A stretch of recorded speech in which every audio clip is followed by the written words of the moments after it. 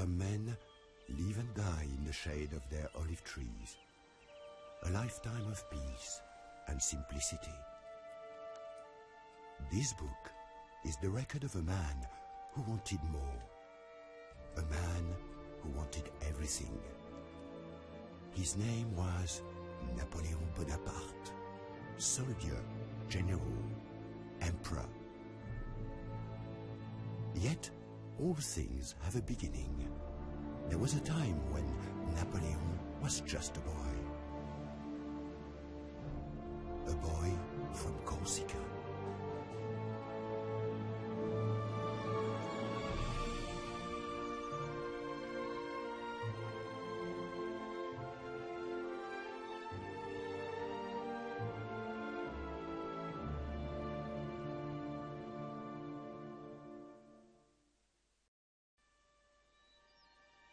Some men live a simple life, while others have a fire that threatens to engulf the world. I do not know when the fire in Napoleon first burned. Perhaps he had always had a destiny, but sometimes destiny can use a little help, or even a revolution.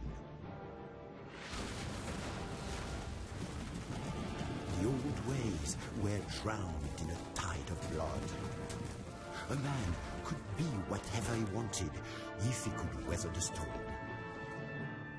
In 1796, Napoleon was sent to command the army of Italy. We knew that Austria would fight in Germany. We knew the Italian campaign had become pointless. Napoleon thought differently. That was his talent. I will lead you through the most fertile plains in the world. You will find there honor, glory, and riches, he told us. The soldiers listened, but they didn't believe. They had long been without hope, without glory.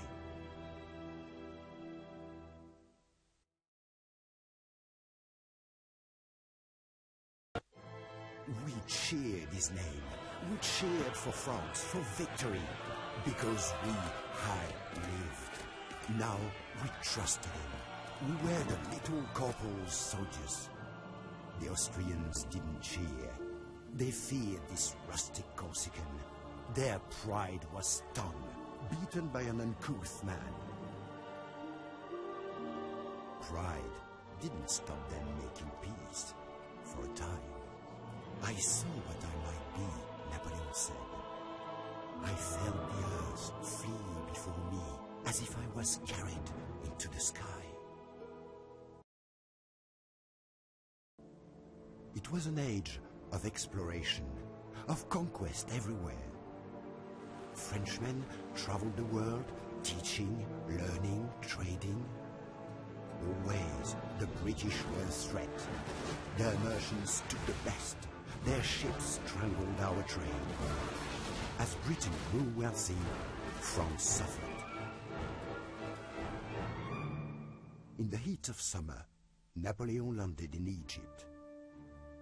Now, the East and its wealth would be ours. Egypt. Here, the sands whisper stories of ancient victories and glories. Here, Napoleon felt the history of 40 centuries upon his shoulders.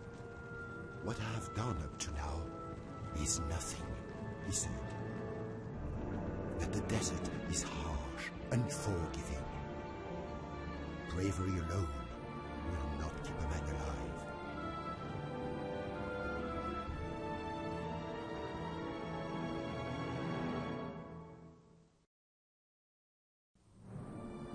Egypt, a victory here is to stand alongside Alexander, Caesar, to be almost a god. December 1804, I was in Notre Dame. With pride, I watched Napoleon become the Emperor of France. I found the French crown in the gutter, he said, and I picked it up. Vive l'Empereur! France was aflame. Napoleon gave France greatness. He gave France everything: glory, justice, and law.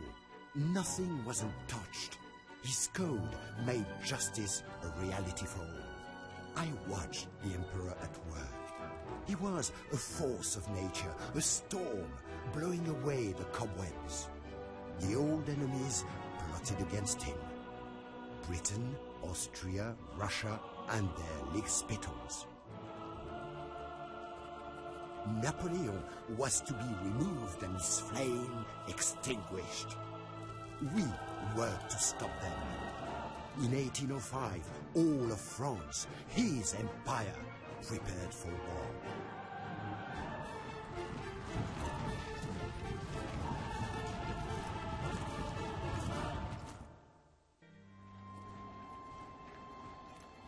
A Russian winter. Only a widow's heart is colder. Soldiers died in the saddle. Their horses died beneath them. The Grand Army died. The vultures gathered. Our enemies formed the Sixth Coalition, the Sixth, against Napoleon, against one man. We fought.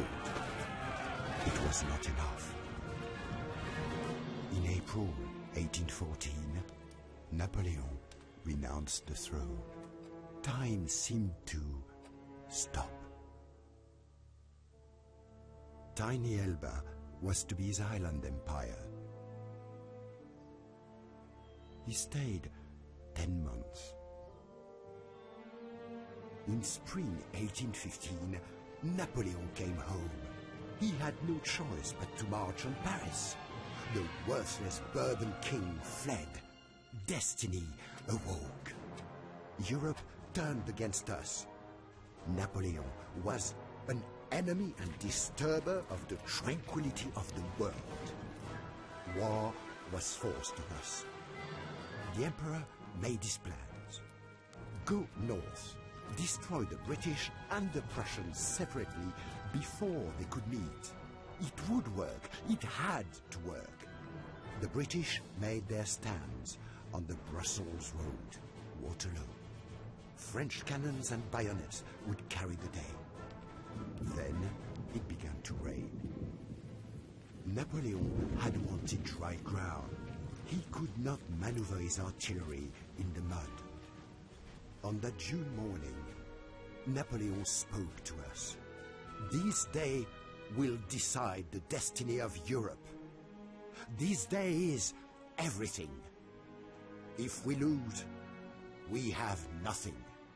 Once again, the cannons would speak. Waterloo.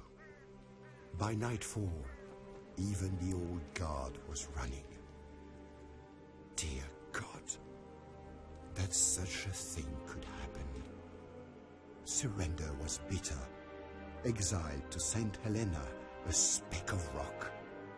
I do not like to think of it. Remembered glories are sour by their very nature. Some men live and die in the shade of their olive trees. Some change the world, even in defeat. La mort n'est rien, mais vivre vaincu et sans gloire, c'est mourir tous les jours.